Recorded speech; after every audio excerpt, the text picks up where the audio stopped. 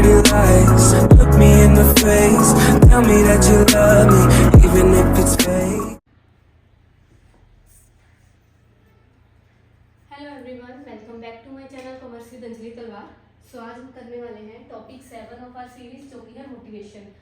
सबसे important topic लगा लो, सबसे इम्पॉर्टेंट इन द सेंस मैंने जितने भी एग्जाम्स दिए हैं, चाहे वो पीजीटी का दिया है, नेट का दिया है, एक्सटेट का दिया है, समझ रहे हो, उसके बाद जो प्रोफेसर वाले एग्जाम, सब में इसका क्वेश्चन, इसकी थ्योरी से क्वेश्चन बनता ही बनता है, क्योंकि डायरेक्ट क्वेश्चन बनता है। जितनी भी चीज़ों की थ्योरी है ना, उनके ना नाम जरूर याद करना, किसने कौन सी थ्योरी दी है और उसका क्रक्स क्या है, वहीं से ना डायरेक्ट क्वेश्चन आता है और डायरेक्ट नंबर बनता है, समझ रहे हो। तो वो चीज़ बहुत इंपॉर्टेंट है, चाहे वो मोटिवेशन की थ्योरीज है, लीडरशिप की है, इंटरनेशनल बिजनेस की भी थ्योरीज है, ठीक है, अगर नेट की तैयारी कर रहे हो तो ये जो थ्योरीज है ना, ये बहुत इंपॉर्टेंट होती है। तो आज मैं आपको करवाने वाली हूँ मोटिवेशन की थ्योरीज, ठीक है। मोटिवेशन का मीनिंग, प्रोसेस और उसकी थ्योरीज आज की क्लास में अपना कंप्लीट करेंगे। सो मोटिवेशन होता क्या है? मोटिवेशन होता है कि एक पर्सन ऑलरेडी काम कर रहा है, ठीक है, कर रहा है, लेकिन अगर कोई पर्सन, कोई मेंबर, कोई लीडर, समझ रहे हैं, कोई मैनेजर उसको मोटिवेट कर दे, ठीक है, तो वो और अच्छे से काम कर सकता है, समझ रहे हो। अगर मैं अपना काम कर रही हूँ और मुझे 50% दे रही हूँ अपनी एबिलिटी का, कि मैं 100 में से 50% दे रही हूँ, और मुझे कोई मोटिवेशन मिल जाए, चाहे वो फाइनेंशियल, नॉन फाइनेंशियल, कोई भी तरह की मोटिवेशन होती है, बढ़िया ना, हमें फाइनेंशियल इंसेंटिव्स भी होते हैं और नॉन फाइनेंशियल इंसेंटिव्स भी होते हैं। अगर मोटिवेशन मिल जाएगी तो वो पर्सन अपना 100% उस जॉब में देना शुरू कर देगा। तो वही तो है मोटिवेशन। मोटिवेशन क्या एक इनर स्टेट है, ये याद रखना, ये आउटर नहीं है, कोई आउटर चीज नहीं, फीलिंग है, ठीक है। सो मोटिवेशन एक इनर स्टेट है जो एनर्जाइजेस करता है एक्टिविटीज को, मूव्स को, जो डायरेक्ट या चैनल करता है बिहेवियर को, कि हम अपने स्पेसिफिक गोल को अचीव कर पाए। अब आपका एग्जाम आ रहा है, तो एग्जाम आपको क्रैक करना है, समझ रहे हो, एग्जाम आपको क्रैक करना है, क्लियर करना है, ये आपके लिए क्या है? मोटिवेशन है ना। एग्जाम आ रहा है, आप उसको क्लियर करोगे तो वो चीज क्या है? आपके लिए मोटिवेशन का काम कर रही है। आपका क्या एक मोटिव है, एक नीड है। हम कोई भी काम करते हैं वो एक नीड के लिए करते हैं, वो हमारी मोटिव होती है। तो इसी को हम फायर बटर फ्लेम रिलेशनशिप भी कहते हैं, कि हम ऑलरेडी काम तो कर रहे हैं, काम करना इज इक्वल टू फायर, कि फायर तो है, उसमें जब मोटिवेट कर देंगे, देखो 50% काम तो कर ही रहे हैं, उसमें जब मैं मोटिवेट करूंगी, मतलब उसमें क्या कर रही हूँ? बटर, आग में घी डालना, सुना ना, तो वो क्या है, एक अलग सी फ्लेम आएगी जिसमें हम अपना 100% देना शुरू कर देंगे। इसीलिए इसको फायर बटर फ्लेम रिलेशनशिप भी कहा जाता है, किसको? मोटिवेशन को, समझे। तो हर एक चीज के पीछे एक मोटिव होता है, जो हमारी नीड होती है वो हमारा एक मोटिव होता है, जिसके लिए हम काम करते हैं। जितनी ज्यादा हम उसको वैल्यू देते हैं, उतना ज्यादा हम अच्छा काम करेंगे, उतना ज्यादा मोटिवेट होकर काम करेंगे। तो वो चीज क्या है? मोटिवेशन है। तो मोटिवेशन की अगर प्रोसेस की बात करें तो सबसे पहले अनसेटिस्फाइड नीड होती है। आप लोग इस टाइम पे पढ़ रहे हो क्योंकि आपका भी एक्सटेट क्लियर नहीं है, ठीक है, आपको पता है आपने पीजीटी में लगना है, आगे पीजीटी की पोस्ट भी आ रही है अक्टूबर में, और आपको ये एक्सटेट किसी भी हालत में क्लियर करना है, राइट।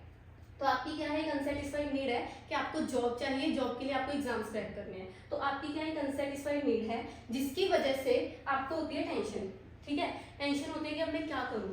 जब टेंशन होगी तो आप उसके लिए क्या ढूंढोगे? सॉल्यूशंस ढूंढोगे इस टेंशन को रिड्यूस करने के लिए। तो आप करोगे एफर्ट्स। अब आप स्टडी कर रहे हो अपने एग्जाम को क्लियर करने के लिए, तो वो क्या है? आपके एफर्ट्स। जब आप एफर्ट्स लगाओगे और आपका एग्जाम क्लियर हो गया, एग्जाम क्लियर हो गया, तो आपकी नीड क्या हो गई?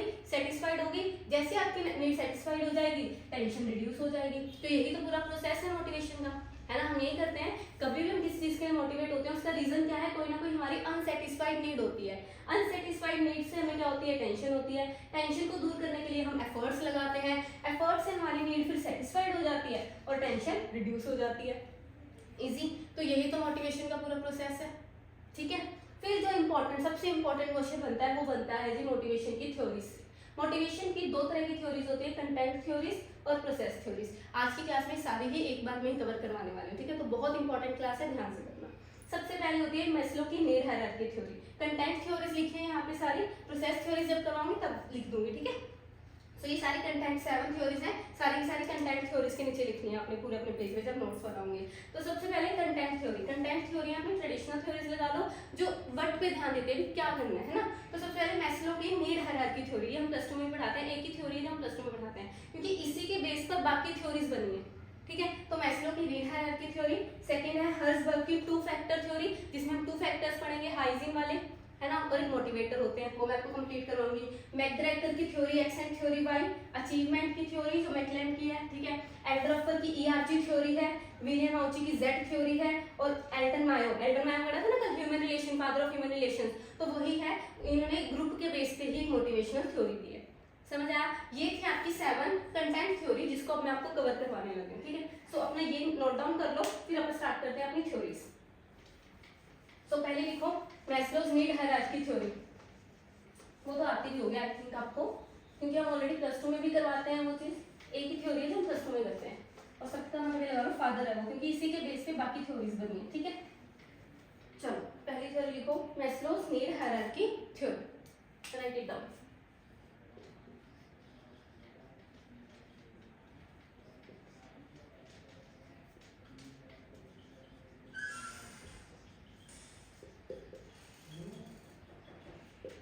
ठीक है, मैस्लोज नीड हायरार्की थ्योरी, इसको हम किस में पढ़ते हैं? इसने ना हायरार्की दी है, देखो क्या दिया? हायरार्की। हायरार्की मतलब लेवल, चैन दी है। इसने हमारी नीड्स को 5 पार्ट्स में डिवाइड किया है। हमारी नीड को कितने पार्ट्स में? 5 पार्ट्स में डिवाइड किया है, जिसको हायरार्की में बताया कि लाइन वाइज। ये कहते हैं कि हमारी ना जब भी हम मोटिवेट होते हैं, हमारी 5 तरह की नीड्स होती हैं। एक सेटिस्फाइड होगी तो हम दूसरी की तरफ जाएंगे, दूसरी होगी तीसरी की तरफ जाएंगे, लाइन बनी रहती है उनकी। और जैसी एक नीड सेटिस्फाइड हुई उसके लिए मोटिवेशन खत्म और दूसरी नीड के लिए मोटिवेशन स्टार्ट हो जाता है ना? यही होता है ना। तो क्या है सबसे पहले? फिजियोलॉजिकल नीड्स, ये बनाना है आपको साथ में। फिजियोलॉजिकल नीड्स जो अपनी बिल्कुल बेसिक नीड्स हम जिसको कहते हैं, इसको बेसिक नीड्स भी कहते हो आप। रोटी कपड़ा है ना, वो चीज़ आ जाती है इसमें। मकान सेफ्टी में आता है, ये ध्यान रखना है, साइकोलॉजी में भी आपने पढ़ा होगा, ठीक है। तो इसमें बिल्कुल वो चीज़ें आती हैं जो जिंदा रहने के लिए जरूरी है, खाना पीना, समझ रहे हो? तो वो आती है बिल्कुल बेसिक नीड्स में, फिजियोलॉजिकल नीड्स। दूसरी आती है हमारी सेफ्टी नीड्स। कौन सी नीड्स? Safety needs. जब हमारी बेसिक नीड्स पूरी हो जाती है तो सेकेंडली हम किसकी तरफ मूव करते हैं? फिर हम मोटिवेट होते हैं अपनी सेफ्टी नीड्स को पूरा करने के लिए। अब सेफ्टी नीड्स 2 तरह की होती है, एक होती है इकोनॉमिक भी हो सकती है। इकोनॉमिक मतलब कि कल को जब इसमें पेंशन रिक्वायरमेंट आती है, कैसे? कि कल को जब मैं कमाने लायक नहीं रहूंगी उस टाइम पे मेरी अर्निंग कैसे होगी, वो भी तो मेरी एक तरह की सेफ्टी नीड है, तो उसमें पेंशन। और सेकेंडली हमारा रहता है एक्सीडेंटल डैमेजेस के लिए, कि अगर बाय चांस कोई एक्सीडेंट हो जाता है तो उसके लिए हम क्या करवाते हैं? इंश्योरेंस। तो ये दोनों किसमें आते हैं? हमारी सेफ्टी नीड्स में। मैस्लो ने, ठीक है, अब्राहम मैस्लो ने सबसे पहले फिजियोलॉजिकल नीड्स बताई जो बेसिक नीड्स हैं। कोई भी पर्सन है, अब मैं एज अ जॉब स्टार्ट कर रही हूँ तो पहले मुझे क्या चाहिए? रिक्वायरमेंट सैलरी चाहिए, ठीक है, ताकि मैं अपनी बेसिक नीड्स पूरी कर सकूँ। सेकेंडली मुझे सेफ्टी चाहिए, पेंशन, ताकि आफ्टर मतलब ये होता है ना, हर एक को गवर्नमेंट जॉब चाहिए, उसका रीजन ही यही होता है, जॉब सिक्योरिटी है ना। उसके बाद पेंशन है, तो यही तो चीजें है ना, इसीलिए तो हम गवर्नमेंट जॉब के लिए वर्क कर रहे हैं, ठीक है। सेकंड हमारी क्या होगी? Safety needs. थर्ड आती है हमारी सोशल नीड्स या बिलोंगिंगनेस नीड्स, हम क्या कहते हैं? सोशल नीड्स या बिलोंगिंगनेस नीड्स कहते हैं कि मेरी क्या है? फ्रेंड सर्कल होना चाहिए, क्योंकि हमें पता है कि एज एन ह्यूमन बीइंग हम इन्वायरमेंट में रहते हैं, तो वहाँ पे हमारे फ्रेंड्स होना भी जरूरी है, जिसके साथ अपनी फीलिंग्स को शेयर कर सकें। रिलेशंस होना जरूरी है, समझ रहे हो? कोई ऐसे पर्सन जिससे हम अपने दुख दर्द बांट सके, खुशी में उनको साथ लेके चले, तो वो सब उसमें थर्ड नीड बताई है, इसमें सोशल नीड्स या बिलोंगिंगनेस नीड्स। तो अब यहाँ पे अगर मैं जॉब में लेके चलूँ तो थर्ड नीड क्या है? कि जो मेरे कलीग्स हैं उनके साथ मेरी बनती हो। अगर मेरे कलीग्स के साथ ही नहीं बनेगी तो ऑब्वियस सी बात है मेरा वहाँ जाने का मन ही नहीं करेगा, ठीक है, मेरा ऑफिस जाने का मन ही नहीं करेगा। तो वो चीज आती है हमारी सोशल नीड्स में, ठीक है। और फोर्थ फिर हमारी आती है एस्टीम नीड्स। एस्टीम नीड्स, अब यहाँ पे सोशल नीड्स के बाद जब मेरे पास फ्रेंड सर्कल है तो उस फ्रेंड सर्कल में मेरी वैल्यू भी हो, ठीक है, मेरे पोस्ट की वैल्यू हो, कि वो मेरी रिस्पेक्ट करे, ठीक है। हमारे अंदर होता है ना कि रिस्पेक्ट की नीड होती है, कि हमारी वैल्यू होनी चाहिए उनके अंदर, हमारे ग्रुप में हमारी एक वैल्यू होती है, एक रिस्पेक्ट होती है, तो वो आती है हमारे 4th नंबर पे एस्टीम नीड्स। इजी, ठीक है। एंड लास्ट वन आता है जो सबसे important, self actualisation. Self actualisation need. Self actualisation need क्या होती है? कि जिस काम में मैं हूँ उसमें मैं बेस्ट करके दिखाऊं, अपना बेस्ट टीचर बनना, समझ रहे हो? बेस्ट का अवार्ड लेना। अगर कोई सिंगर है तो बेस्ट सिंगर बनना चाहता है, कि मैं अपने प्रोफेशन में अपने काम में बेस्ट करके दिखाऊं, तो वो क्या है? Self actualisation need. समझ आया? तो मैस्लो ने, ठीक है, नीड्स थी। अब मेन इसके फीचर्स क्या है कि इसने नीड्स को 5 पार्ट में बांटा, लेकिन जो 5 पार्ट है वो लाइन वाइज करने हैं, तो इसीलिए इसको हायरार्की वर्ड से डिनोट करते हैं, है ना। और ये कहते हैं कि हम सिर्फ ऊपर की तरफ ही जाते हैं। एक नीड पूरी होगी, सबसे पहले इसके लिए मोटिवेट होंगे, ये नीड पूरी होगी तो हम दूसरे की तरफ शिफ्ट कर जाएंगे, इसके लिए मोटिवेशन खत्म। जब ये हमारी नीड पूरी होगी तो हम इस यहाँ मोटिवेशन खत्म, तीसरी नीड के लिए मोटिवेट हो जाएंगे। ऐसे करते करते हम अपनी जो है पांचों की पांचों नीड्स फुलफिल कर लेते हैं। ये है आपकी मैस्लो की नीड हायरार्की थ्योरी। समझ आया? इजी। ये आपकी पहली थ्योरी थी, ठीक है, कर लो इसको, राइट डाउन कर लो, फिर बस सेकंड करते हैं। इसका स्क्रीनशॉट ले लो, चाहे आप वीडियो रोक के पॉज करके इसके नोट्स जरूर बना लेना, मुझे बहुत काम आएंगे आगे भी आपको, ठीक है। चलो सेकंड करते हैं, टू फैक्टर थ्योरी, हर्ट्जबर्ग की टू फैक्टर थ्योरी, हर्ट्जबर्ग की टू फैक्टर थ्योरी। तो इसमें करना क्या है, गिवन बाय, देखो दो इंपॉर्टेंट है वही करवाऊंगी, गिवन बाय फ्रेडरिक हर्ट्जबर्ग। इसमें क्या किया था फ्रेडरिक हर्ट्जबर्ग ने, इसने बताया कि जब भी हम ऑर्गेनाइजेशन में वर्क करते हैं तो दो तरह की चीजें होती हैं। कुछ चीजें ऐसी होती हैं अगर वो है तो ठीक है, नहीं है तो हम डिससेटिस्फाइड हो जाएंगे, समझ रहे हो। अगर वो चीजें हैं तो वेल एंड गुड, ठीक है, इन्वायरमेंट अच्छा है, समझ रहे हो। लेकिन अगर इन्वायरमेंट अच्छा नहीं है तो हम क्या हो जाएंगे, डिससेटिस्फाइड हो जाएंगे। उसके होने से हम सेटिस्फाइड नहीं होंगे, लेकिन उन चीजों के ना होने से हम डिससेटिस्फाइड हो जाएंगे। उसको हम कहते हैं हाइजीन फैक्टर्स। क्या, इसने दो फैक्टर्स दिए, देखो टू फैक्टर का भी वर्ड आया ना यहाँ पे, दो फैक्टर्स दिए। वो दो फैक्टर्स कौन से हैं, एक होते हैं हाइजीन फैक्टर्स, हाइजीन फैक्टर्स, और एक होते हैं हमारे मोटिवेटर्स, जिसके होने से हम मोटिवेट होंगे, समझ रहे हो वो चीज। तो इसने हर चीज को दो पार्ट में डिवाइड कर दिया कि कुछ ऐसी चीजें हमारे ऑर्गेनाइजेशन में होना जरूरी है जिसके होने से तो फर्क नहीं पड़ेगा, लेकिन ना होने से लोग डीमोटिवेट जरूर हो जाएंगे। इसको हम कहते हैं हाइजीन फैक्टर, ये है जो डिससेटिस्फाइड करते हैं, ठीक है। तो ये ध्यान रखना, कहता मोटिवेटर फैक्टर इंक्रीज करेंगे तो इससे सेटिस्फेक्शन इंक्रीज होगी, समझ रहे हो, सेटिस्फेक्शन इंक्रीज होगी with the increase in motivation factor. लेकिन अगर हाइजीन फैक्टर इंक्रीज करोगे उससे सेटिस्फेक्शन नहीं बढ़ेगी, लेकिन अगर हाइजीन फैक्टर डिक्रीज करोगे तो डिससेटिस्फेक्शन जरूर हो जाएगी। तो वो चीज है इसमें, ठीक है, वो कर लेना। तो हाइजीन फैक्टर में सबसे पहले वर्किंग कंडीशंस अच्छी होनी चाहिए। वर्किंग कंडीशंस अगर अच्छी है तो वेल एंड गुड, अच्छी नहीं है तो हम डिससेटिस्फाइड हो जाएंगे, है ना। तो ये चीजें, उसके बाद कोवर्कर के साथ रिलेशनशिप, ये डायरेक्ट क्वेश्चन आता है अभी इसका भी, कोवर्कर के साथ रिलेशंस कैसे हैं आपके। अच्छा, उसके बाद पॉलिसीज एंड रूल्स कैसे हैं हमारी ऑर्गेनाइजेशन के, ठीक है, लिख लो भी साथ साथ। और फिर इसके बाद है सुपरवाइजर क्वालिटी,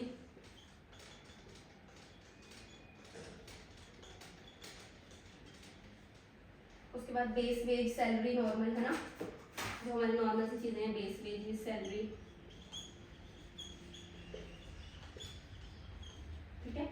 इसके अलावा status, personal life, job security, ठीक है, ये लिख लोगे। Relationship with supervisor, relationship with peers, relationship with subordinates, ये सारे किसका पार्ट है, हाइजीन फैक्टर का। तो हाइजीन फैक्टर में क्या आएगा, वो सारी चीजें जिसके होने से हम सेटिस्फाइड या मोटिवेट नहीं होंगे, लेकिन ना होने से हम डिससेटिस्फाइड या डीमोटिवेट जरूर हो जाएंगे, ठीक है, डिससेटिस्फाइड होते हैं ये। और इधर क्या आएंगे मोटिवेटर्स हमारे, वर्क आ गया, एडवांसमेंट, पर्सनल ग्रोथ, ठीक है, ये चीजें आएंगी, अचीवमेंट, रिकॉग्नाइजेशन, रिस्पॉन्सिबिलिटी। ये नोट डाउन कर लेना मैंने बोलते बोलते, ठीक है, जरूर कर लेना। ये डायरेक्ट क्वेश्चन आ जाता है कि इसमें से फॉर एग्जांपल एक ये दे दिया और बता दिया कि कौन सा हाइजीन फैक्टर नहीं है या कौन सा इसमें से मोटिवेटर है, समझ रहे हो। तो इसमें डायरेक्ट आ जाता है। तो दोबारा बोल रही हूँ, अचीवमेंट मोटिवेटर में आएगा कि अगर मैं कुछ अचीव करूँ तो मैं मोटिवेट होंगी। रिकॉग्नाइजेशन, रिकॉग्नाइजेशन क्या होता है कि कोई लाइक सेरेमनी करके मुझे बेस्ट एम्प्लॉय का अवार्ड दे दिया या मेरी तारीफ कर दी मीटिंग में, तो मोटिवेट तो होंगे ना, ठीक है। रिस्पॉन्सिबिलिटीज दी मुझे तो मैं उससे मोटिवेट होंगी, है ना। वर्क अच्छा है, वर्क इटसेल्फ, एडवांसमेंट और पर्सनल ग्रोथ, ये सारे किसमें आते हैं, मोटिवेटर्स में, जरूर लिख लेना, ठीक है। इजी है, समझ आया ये। चलो थर्ड करते हैं मैकग्रेगर की थ्योरी, मैकग्रेगर की थ्योरी एक्स एंड वाई, ये राइट डाउन कर लिया।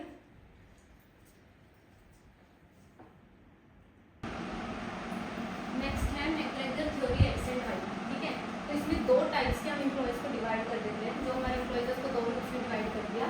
कुछ होते हैं एक्स टाइप और कुछ होते हैं वाई टाइप। एक्स होते हैं वो लोग जिनको मतलब ऑर्डर देना पड़ता है, जिनसे काम करवाना पड़ता है, वो खुद से काम नहीं करते, लेकिन वो कामचोर होते हैं, ठीक है। इसका एक मतलब ये लगा लो नॉलेज की, इसमें कामचोर होते हैं, वो सारे एक्स में आते हैं, ठीक है। और वाई में होते हैं जो खुद काम करके राजी हैं, उनको अच्छा लगता है काम करना, वो क्रिएटिव होते हैं, है ना। तो एक्स में कौन आएगा, वो पर्सन जो अवॉइड करते हैं वर्क को, उनको कंट्रोल करना पड़ता है, रिस्पॉन्सिबिलिटी को अवॉइड करते हैं, सिक्योरिटी चाहिए उनको हर चीज़ के लिए, need scalar change, autocratic leadership style अपनाना पड़ेगा कि उनको बतानी पड़ेगी हर चीज़, खुद डिसीजन लेके उनको बताना पड़ेगा, राइट। और उसके बाद क्रिएटिव भी नहीं होते हैं, क्योंकि वाई वाले कौन से होते हैं, वो लोग जिनका वर्क जो सोचते हैं, जिनकी ये सोचे कि वर्क नेचुरल है, सेल्फ डायरेक्टेड होते हैं, ठीक है, रिस्पॉन्सिबिलिटीज खुद लेना चाहते हैं, आगे आके खुद रिस्पॉन्सिबिलिटीज लेते हैं, राइट, गुड डिसीजन लेते हैं, बहुत सारे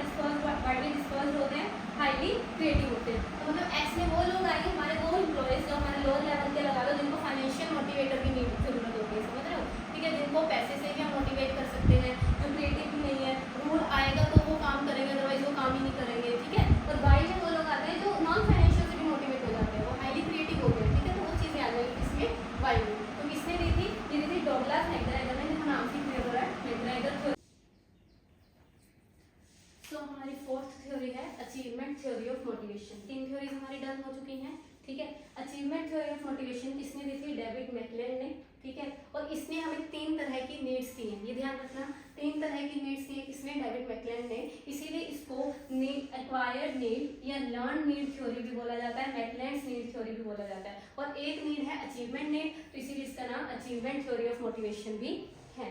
इसी तो 3 तरह की नीड्स कौन सी है? Need for power, need for achievement and need for affiliation. ये सेम वही है जो मैस्लो में पढ़ के आए, उसी के बेस पर बाकी सब अपनी थ्योरीज दिए जा रहे हैं, समझ लो। तो पहली क्या है? नीड फॉर एफिलिएशन, ये वो है same social needs. Social needs मतलब कि हमारी एफिलिएशन मतलब मेरे ऐसे नॉन होने चाहिए, है ना, मेरे फ्रेंड सर्कल होना चाहिए, वो वाला।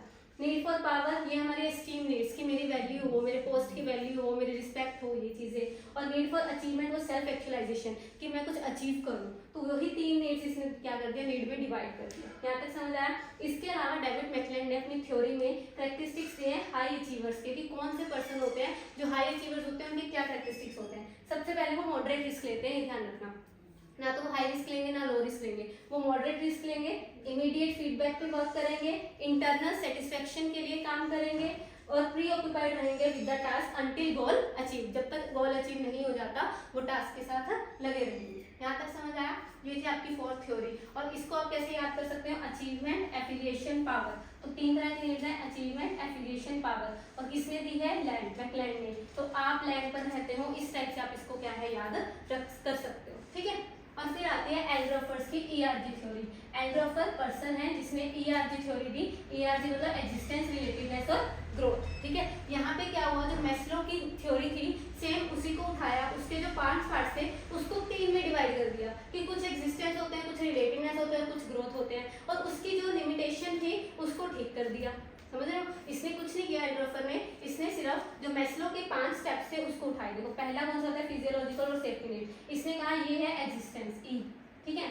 और फिर इसने क्या किया? सोशल नीड और एस्टीम नीड को, एस्टीम को 2 पार्ट्स में डिवाइड कर दिया, एक्सटर्नल और इंटरनल एस्टीम। तो सोशल नीड और एक्सटर्नल एस्टीम नीड किसमें होती है? रिलेटिवनेस में। और सेल्फ एक्चुअलाइजेशन और इंटरनल एस्टीम किसमें होती है? ग्रोथ में। तो यहाँ तक समझ आया? जो 5 स्टेप्स किसने दिए थे? मैस्लो ने, उसी को इसने 3 पार्ट्स में डिवाइड कर दिया, एक्जिस्टेंस, रिलेटिवनेस और ग्रोथ में। और एक चीज जो मैस्लो ने कही थी कि कोई भी पर्सन है उसकी 1 नीड पूरी होगी वो अपर जाएगा, दूसरी नीड पूरी होगी अपर जाएगा, नीचे नहीं आएगा। लेकिन इसने उसको कहा कि ठीक है, सेटिस्फाइड होगा तो प्रोग्रेस भी होगी, लेकिन अगर कोई नीड बाय चांस भी नहीं पूरी होती है तो बंदा फ्रस्ट्रेट होकर अपनी दूसरी नीचे की नीड की तरफ वापस भी आ जाएगा। तो इसने एक कंसेप्ट दिया फ्रस्ट्रेशन से रिग्रेशन का, कि फ्रस्ट्रेशन से हम वापस भी आ सकते हैं, मतलब नीचे की तरफ भी हम मूव कर सकते हैं। ये थे एल्ड्रोफर जिन्होंने ERG थ्योरी दी, समझ आया? इसका मेन की पॉइंट्स यही है, ठीक है। इसको राइट डाउन कर लो।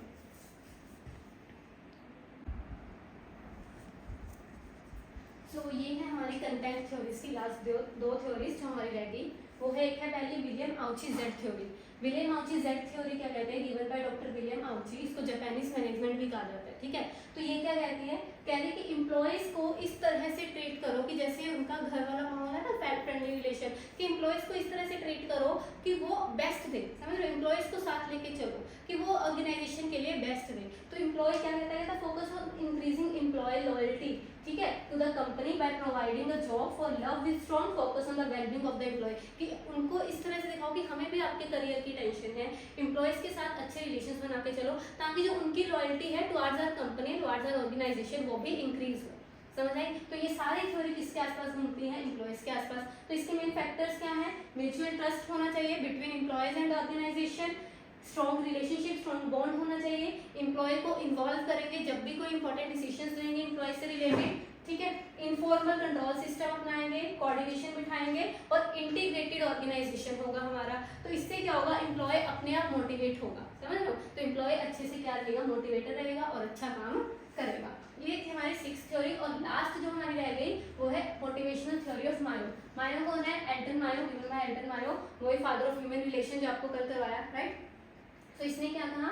इन्होंने कहा कि relational factors place more role in productivity rather than pay and environment factor. समझ रहे हो? इन्होंने क्या कहा एल्टन मायो ने कि जब भी हम एम्प्लॉयज को मोटिवेट करते हैं ना, पे और इन्वायरमेंट से ज्यादा उनके यहाँ लोगों के साथ कैसे रिलेशन है, चाहे वो सुपीरियर के साथ है, चाहे वो सबॉर्डिनेट के साथ है, चाहे वो कलीग्स पीयर्स के साथ है, तो जो उनके रिलेशन है ना वो भी उनको मोटिवेट करने में बहुत ज्यादा हेल्पफुल होते हैं। तो इन्होंने मेन ग्रुप की बात की है, ध्यान रखना इन्होंने किसके अकॉर्डिंग बात की थी, ग्रुप के अकॉर्डिंग बात की थी। और इन्होंने ग्रुप के लिए दो फैक्टर्स दिए थे, ग्रुप नॉर्म्स और ग्रुप कोहेसिवनेस। या ध्यान रखना दो फैक्टर कौन से थे, ग्रुप नॉर्म्स और ग्रुप कोहेसिवनेस। ग्रुप नॉर्म्स मतलब रूल्स एंड रेगुलेशन, ठीक है, कि जो अगर मेरा ग्रुप है तो उसमें क्या रूल्स रेगुलेशन हम फॉलो कर रहे हैं। और ग्रुप कोहेसिवनेस मतलब यूनिटी कितनी है हमें, है ना, आपस में कितना ज्यादा स्ट्रॉन्ग हमारा बॉन्ड है।